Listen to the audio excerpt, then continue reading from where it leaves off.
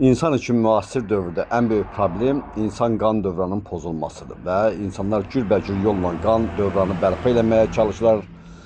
Hətta qanı təmizləmək üçün cürbəcür üsullar, alətlər də fikirləşilib, amma insan qan dövranı bərpa olmur ki, olmur. Çünki biz bəzən öz orqanizmimizi tanımırıq. Bizim orqanizmimizdə qan təmizləyici orqanlar var, xüsusi orqanlar var. Böyrəkdir, qaraciyərdir, dalaqdır, hətta bağırsaqdır və bunlar hamısı təmizləyici bir orqanlardır. Amma biz onları yox, onları elə bir ki, nəzərə almadan qanımızı cürbəcür tibbi yollarla təmizləməyə çalışırıq. Qan çirklənəndə xolesterin və digər adlarla, tibbi terminlərlə adlandırırlar, bəzən insan başa düşmür. Əslində qanında qanımız çirklənib. Qanımızı çirklənibsə, biz nə etməliyik? Biz birinci qidadan əl çəkməliyik, yeməklərdən və içkilərdən. Müasir dövrümüzdə biz içmədikcə, yemədikcə qan dövranı onsuz da davam edir. O böyrəkdə, ürəkdə hamısı öz fəaliyyətində gedir.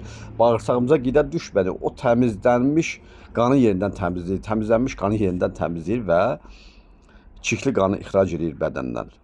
Amma biz gündə bir neçə dəfə, bəlkə də 5-10 dəfə qidalanmaqla insanın çənəsi boş durmur. Təsəvvür etsən, insanın çənəsi boş durmur. Hamı sonra da şikayət edir ki, bəs mənim qan dövranım bərpa olmur. Mənim qan dövranım, getdim həkimə, ya da hansısa tibbi terminlərlə, adlarla dərmanlar yazıldı və yaxud qanı təmizlədi, xüsusi aparata qoşub qanımı təmizlə, yerə düzəlmir. Çünki bizim ağzımız bekar durmur. Biz ağzımıza dinclik vermirik ki, bağırsaqlarımız dincəlsin.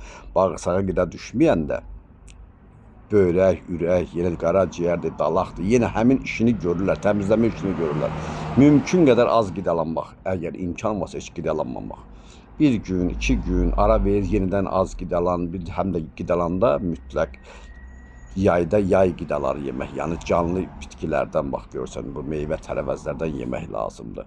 Qışda isə bəli, qışda onlar olmadığında ağır yeməklər yemək olar. Amma mümkün qədər bax bu mövzu aclıqla özünü qan dövranı necə bərpa eləmək, onun haqqında danışdım.